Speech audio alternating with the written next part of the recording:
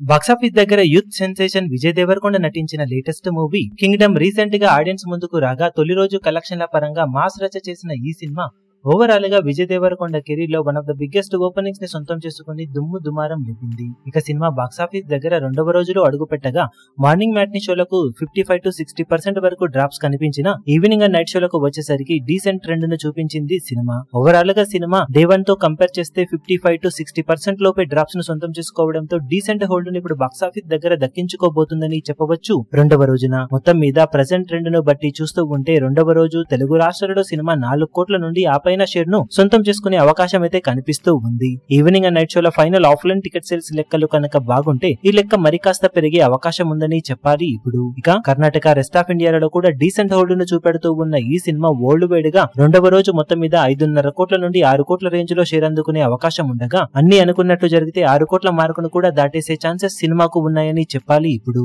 రెండవ రోజు working day లో ఉన్నంతలో సినిమా మంచి హోల్డ్ ను చూపించిందని చెప్పవచ్చు. ఇక బాక్సాఫీస్ దగ్గర మొత్తం మీద అంచనాలను మించిపోయే విధంగా రెండవ రోజున సినిమా 6 కోట్లకు పైగా షేర్ అందుకుంటే 3-4 రోజుల్లో మంచి జోరును ఇలాగే చూపించి ఈ అంచనాలను కూడా మించిపోయే అవకాశం ఎంతైనా ఉంటుందని చెప్పాలి. ఇప్పుడు ఇక టోటల్ గా 2 రోజులకు గాను సినిమా సాధించే అఫీషియల్ కలెక్షన్ వివరాలు ఏ విధంగా ఉంటాయో చూడాలి.